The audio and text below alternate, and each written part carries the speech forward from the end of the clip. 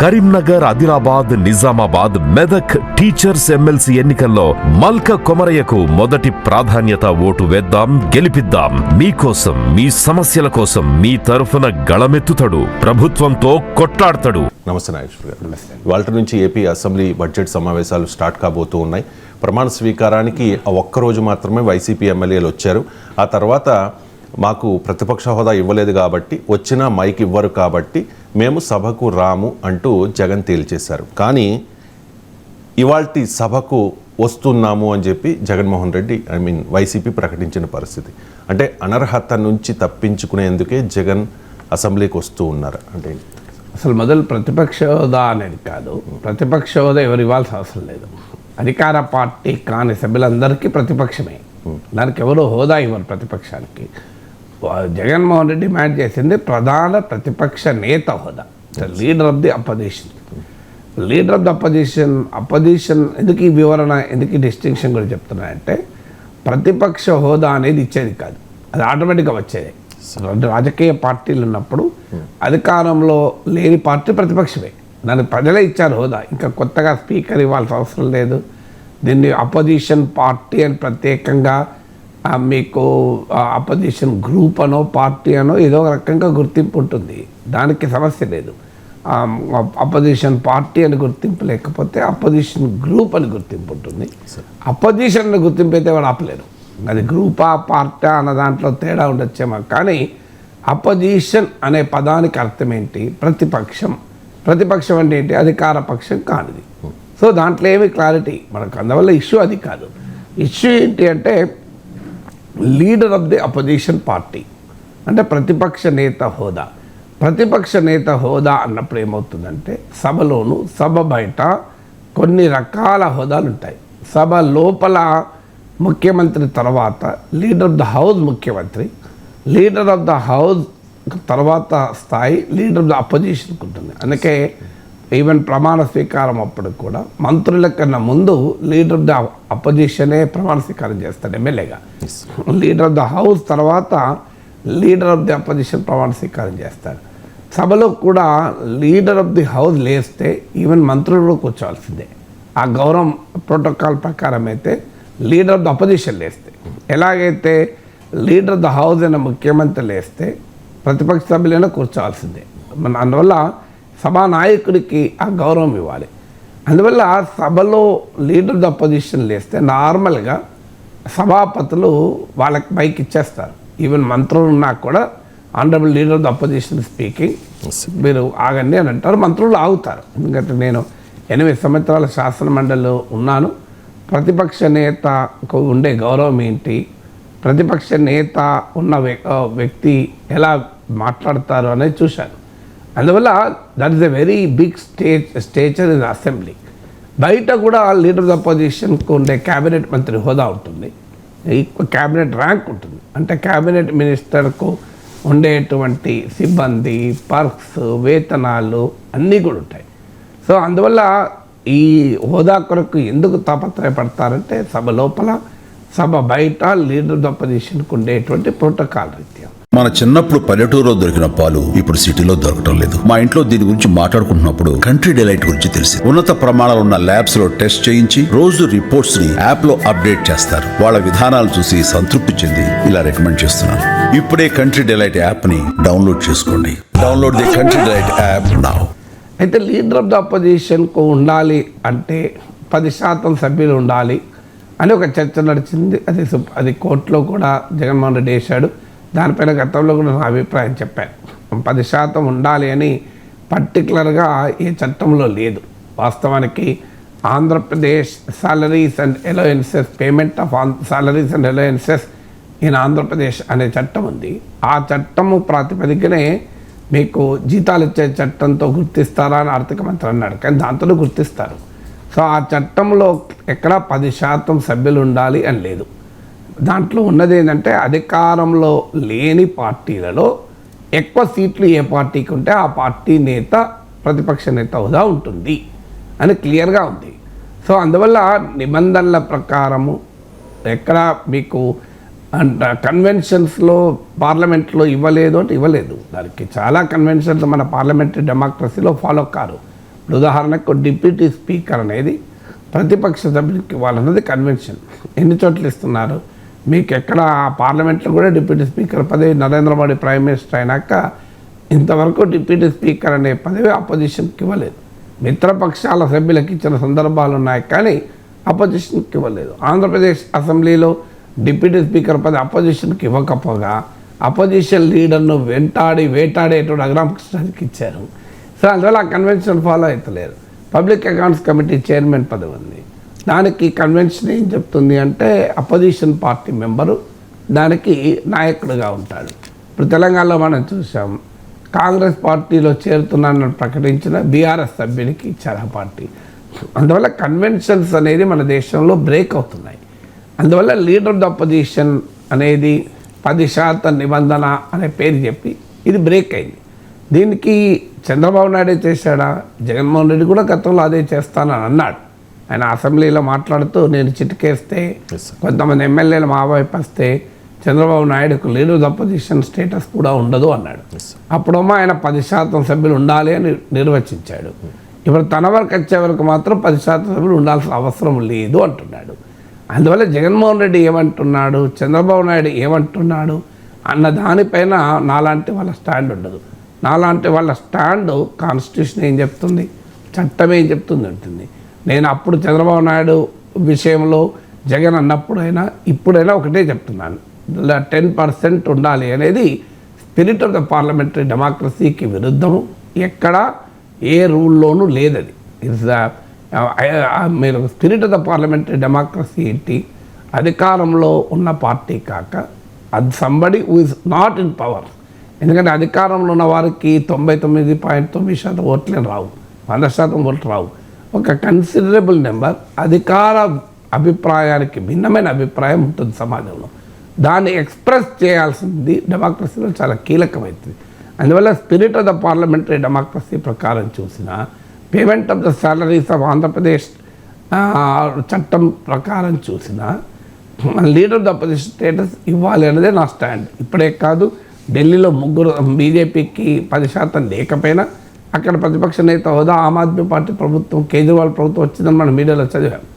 అందువల్ల conventions break అయితే దాన్ని రాజకీయ నాయకులు తమ అవసరాలకు అనుగుణంగా మాట్లాడతారు. అందుకని ఉదాహరణ చెప్పింది, జగన్మోహన్ రెడ్డి కూడా గతంలో 10% ఉండాలని మాట్లాడాడు, ఇప్పుడు ఉండొద్దని మాట్లాడాడు. నాట్ విస్టాండింగ్ చంద్రబాబు నాయుడు ఏమన్నాడు, జగన్మోహన్ రెడ్డి ఏమన్నాడు, వారి రాజకీయ అవసరాలకు అనుగుణంగా వాళ్ళు వ్యాఖ్యానిస్తుంటారు.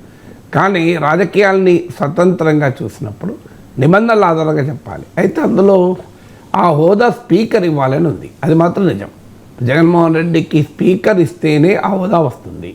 స్పీకర్ ఇవ్వడానికి సిద్ధంగా లేడని క్లియర్గా అర్థమవుతుంది. అందువల్ల ఆయన హోదా రాదు అని తేలిపోయింది. ఆయన కోర్టుకు కూడా వెళ్ళాడు, కోర్టులో తేలుతుంది. అప్పటిదాకా ఏం చేయాలనేది నెక్స్ట్ క్వశ్చన్ వస్తుంది. నీకు కోర్టుకు వెళ్ళాడు, కోర్టు తేలాలి ఒకటి. 2, నైతికంగా జగన్మోహన్ రెడ్డికి ఈ డిమాండ్ చేసే హక్కు లేదంట. పొలిటికల్గా ఉండొచ్చు, లీగల్గా ఉండొచ్చు. నా అభిప్రాయం ప్రకారం లీగల్గా కూడా లేదని తెలుగుదేశం పార్టీ అంటుంది, కానీ నా అభిప్రాయం ప్రకారం లీగల్గా ఉంది. నైతికంగా లేదని ఎందుకంటున్నా అంటే ఇదివరకు ఆయనే ముఖ్యమంత్రిగా ఉన్నప్పుడు ఇదే నిబంధన వల్లించాడు కనుక 10% ఉండాలి అని ఇండైరెక్ట్గా అన్నాడు. నేను చిటికేస్తే ఎమ్మెల్యే వెళ్ళిపోతే ఆంధ్ర ప్రతిపక్ష హోదా కూడా చంద్రబాబు నాయుడు పోతుంది అని. అందువల్ల నైతికంగా జగన్మోహన్ రెడ్డికి ఈ డిమాండ్ చేసే హక్కు లేదంటాడు. 3వది పొలిటికల్గా సాధ్యం కావడం లేదని అర్థమైపోతుంది. ఎందుకు గతంలో అసెంబ్లీలో ప్రతిపక్షం పట్ల జగన్మోహన్ రెడ్డి వ్యవహరించిన తీరు కూడా మనందరికీ తెలుసు. అందువల్ల జగన్మోహన్ రెడ్డి అయినా, చంద్రబాబు నాయుడు అయినా, టీడీపీ అయినా, వైసీపీ అయినా ఆంధ్రప్రదేశ్ రాజకీయాల్లో ప్రతిపక్షాన్ని గౌరవించే సంస్కృతి కంప్లీట్గా పోయింది. అందువల్ల ఇవన్నీ స్పష్టంగా అర్థమవుతుంది. స్పీకర్ ఇవ్వడని తెలుసు, తనకు కూడా డిమాండ్ చేసే నైతిక హక్కు లేదు, పొలిటికల్ క్లైమేట్ కూడా అందుకు అనుగుణంగా లేదు తనకు leader of the opposition status ఇచ్చేది. ఈ 3 లేనప్పుడు ఏం చేయాలి? దానికి ఒక సామెత ఉంది, understanding the inevitable is the genius అని. తెలివైన వాడు ఏంటి అంటే ఏది అనివార్యమో తెలుసుకునేవాడే తెలివైనవాడు. So you should have that ability to understand what is inevitable. ఇక్కడైతే లీడర్ ఆఫ్ అపోజిషన్ స్టేటస్ రాదు, స్పీకర్ ఇవ్వడు, నైతిక హక్కు కోల్పోయాడు తన వ్యాఖ్యలతోనే, పొలిటికల్ క్లైమేట్ అందుకు అనుమతించదు. మరి ఏం చేయాలి? అప్పుడు ఆ డిమాండ్ పక్కకు పెట్టి కోర్టు కూడా వెళ్ళాడు. 4వది కూడా కోర్టు తేల్చలేదు ఇంకా. సో ఇక ఆ డిమాండ్ను పక్కన పెట్టి తాను ఒక ప్రతిపక్ష పార్టీకి నాయకుడిగా ప్రతిపక్ష హోదాని, అందుకే మీరు మొదట్లో క్వశ్చన్లు అడిగితే నేను వివరించాను. అందుకే ప్రతిపక్ష హోదా పోదు, ప్రతిపక్ష నేత సభలో ప్రతిపక్ష నేత, దట్ ఇస్ డిఫరెంట్ ఫ్రమ్ ప్రతిపక్ష హోదా. Leader of the opposition status రాదు అని తెలిసిపోయినాక you will always be the leader of an opposition party. సభలో లీడర్ ఆఫ్ ద అపోజిషన్ గ్రూప్గానో అపోజిషన్ పార్టీగానో ఆయన హోదాను ఎవడో ఆపలేడు. ఎందుకంటే అది అసెంబ్లీలో అధికార పార్టీ కానీ పార్టీ ఒకటే ఉంది కనుక ఆ పార్టీ అనివార్యంగా ప్రతిపక్ష పార్టీ లేదా అసెంబ్లీ పరిభాషలో 10% లేదు కనుక దాన్ని నేను గ్రూప్గా పరిగణిస్తాను అంటే యాంటీ డిఫెక్షన్ లా వచ్చాక గ్రూప్గా పరిగణించే అవకాశం కూడా లేదు. ఎందుకంటే యాంటీ డిఫెక్షన్ లాలో ప్రతిపక్ష పార్టీ అన్నదానికి గ్రూప్ అన్నది డిస్టింక్షన్ ఏమి ఇవ్వలే.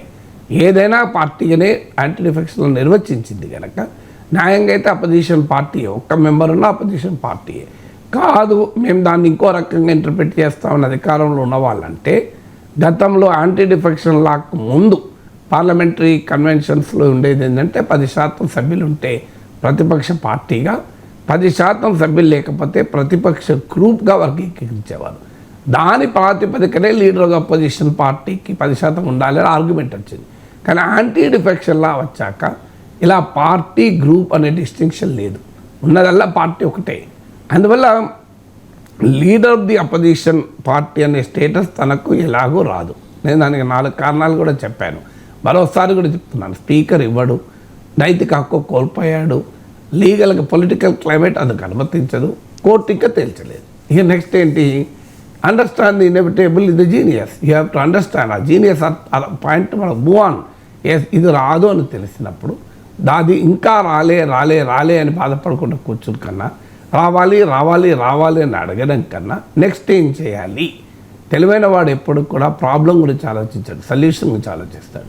ప్రాబ్లం గురించి ఆలోచించిన వాడు స్టక్ అవుతాడు అక్కడే, సొల్యూషన్ గురించి ఆలోచించిన వాడు ముందుకు పోతాడు. మీకు ఇక్కడ నాకు దురద పుడుతుంది అని నేను అనుకుంటూ కూర్చున్నాను అనుకోండి, దురద పోతుందా? లేదు, ఇలా గొక్కుంటున్నాను అనుకోండి, దురద పెరుగుతుంది. నేను ఏం చేయాలి, దాన్ని వదిలేయాలి.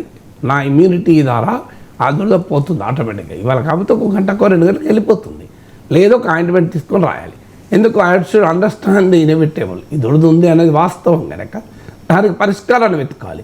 జగన్మోహన్ రెడ్డి పరిష్కారాన్ని వెతకపోగా సమస్యల వల్ల వేస్తున్నాడు. డిజైన్ థింకింగ్ అనే స్కూల్ ఉంది, స్టాన్ఫర్డ్లో దాని పేరు ఒక కోర్స్ ఉంది. డిజైన్ థింకింగ్ ఏం చెప్తుంది? Always look at a solution, not the problem. ఇక్కడ జగన్మోహన్ రెడ్డి పొలిటికల్గా ప్రాబ్లం దగ్గర స్టక్ అయ్యాడు. ప్రాబ్లం ఏంటి? తనకు leader of the position status ఇవ్వరు, అది ఆయనకు ప్రాబ్లం.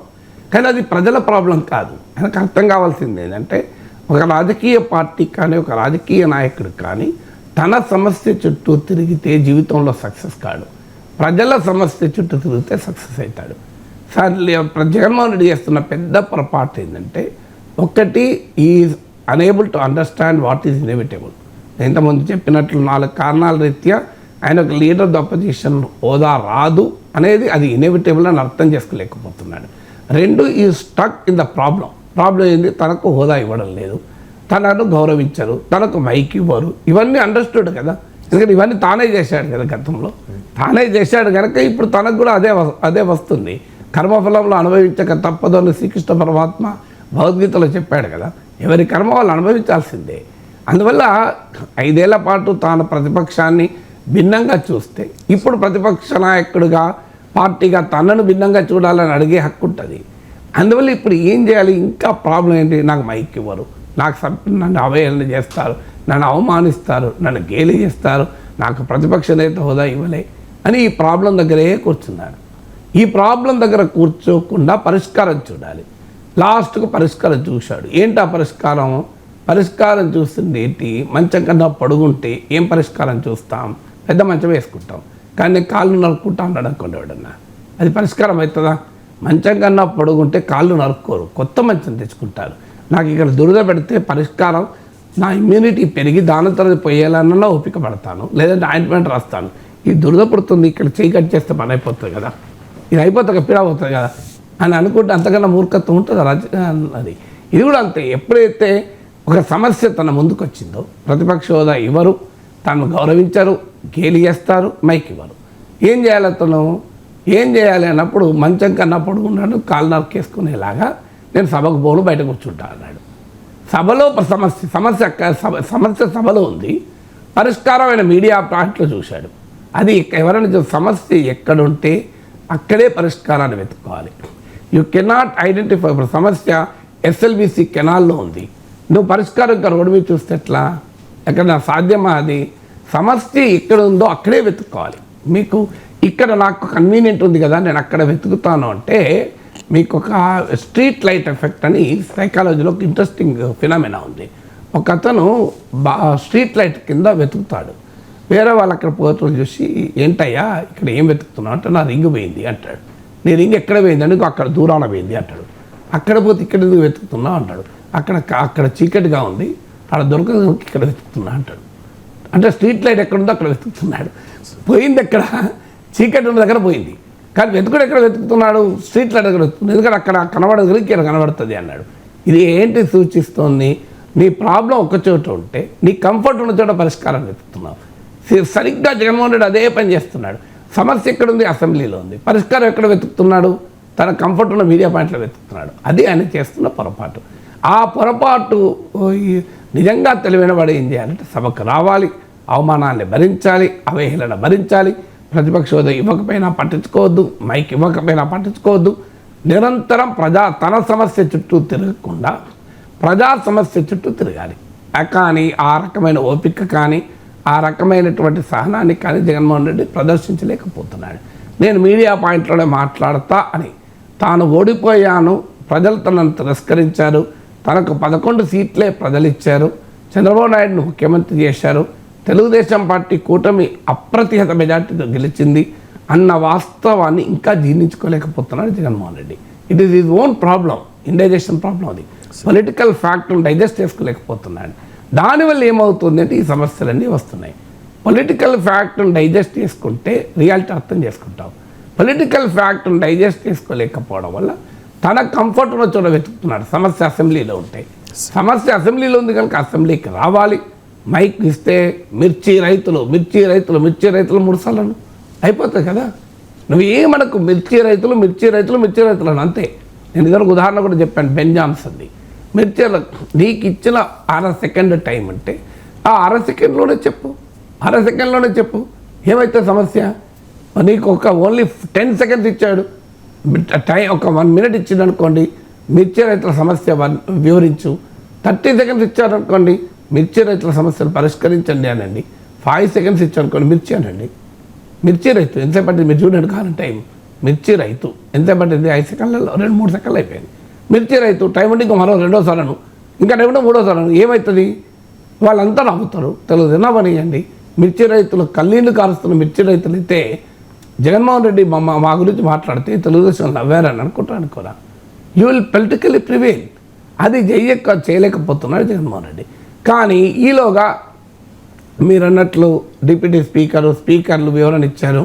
బహుశా ఆయన కూడా వెరిఫై చేసి ఉంటాడు. నేను గతంలో కూడా చెప్పాను, రాజ్యాంగంలోని ఆర్టికల్ 190 క్లాస్ 4, అలాగే rules of assembly procedures rule 187 class 2 స్పష్టంగా చెప్తుంది, 60 రోజులు కనుక సభ అనుమతి లేకుండా గైరాజరైతే హాజరు కాకపోతే ఆ సదరు సభ్యుని సభ్యత్వం పోతుంది.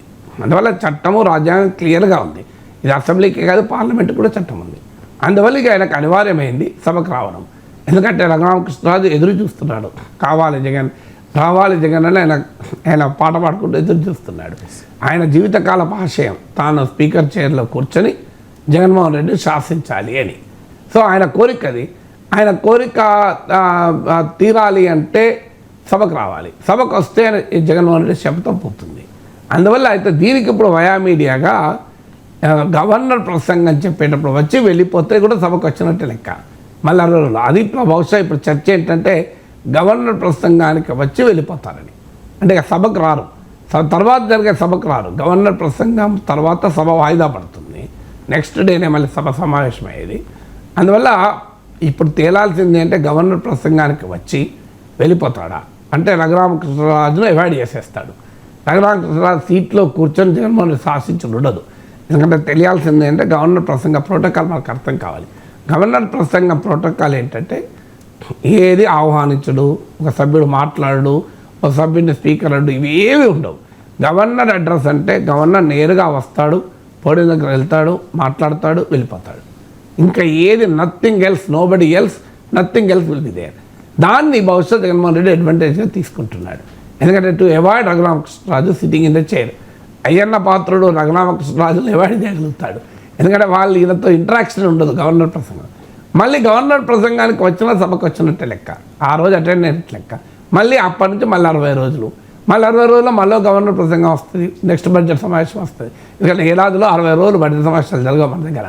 5 ఏళ్లలో 60 రోజులు జరగడం కష్టమవుతుంది, ఏడాది లెక్కన జరగాలి. సో అనివార్యంగా ఈ జగన్మోహన్ రెడ్డికి ఒక అవకాశం ఉంది to avoid Raghuramakrishnaraju sitting in the chair. ఎందుకంటే జగన్ వస్తాడంటే ఆయన పత్రం వెళ్ళిపోతాడు, రఘురామకృష్ణరాజే కూర్చుంటాడు. దానికి వ్యూహాత్మకంగా ఏంటంటే సభకు వస్తాడు, గవర్నర్ ప్రసంగానికి అటెండ్ అవుతాడు, నెక్స్ట్ డే నుంచి రాడిగా. సో దాంతో రఘురామకృష్ణరాజే వేడైపోతాడు. తనకుండే ఒక ఎంబరాస్మెంట్ పక్క పెడతాడా, ఇది ఒక అనుమానం నాకు. చూడాలి మరి. లేదు ఇది కాదు, సభకే వచ్చి నెక్స్ట్ కూడా వస్తే సంతోషం. ఎంతమంది చెప్పింది న్యాయంగా అయితే సభకు రావాలి, నేను ఇదే చెప్పాను. ప్రాబ్లం ఉన్న చోట సొల్యూషన్ వెతకాలి, ఇన్ఎవిటేబుల్ అన్నది అర్థం చేసుకోవాలి. ఈ 2 ప్రిన్సిపల్స్ కీలకం. Understanding the inevitable is the genius, find the solution where the problem exist. Problem నీ రింగు చీకటి ఉన్న ప్లేస్లో పోతే లైట్ ఉన్న ప్లేస్లో నాకు కంఫర్టబుల్ కదా అని వెతికితే లాభం లేదు. సమస్య అసెంబ్లీలో ఉంది, పరిష్కారాన్ని అసెంబ్లీలో వెతుక్కోవాలి, మీడియా పాయింట్లో కాదు.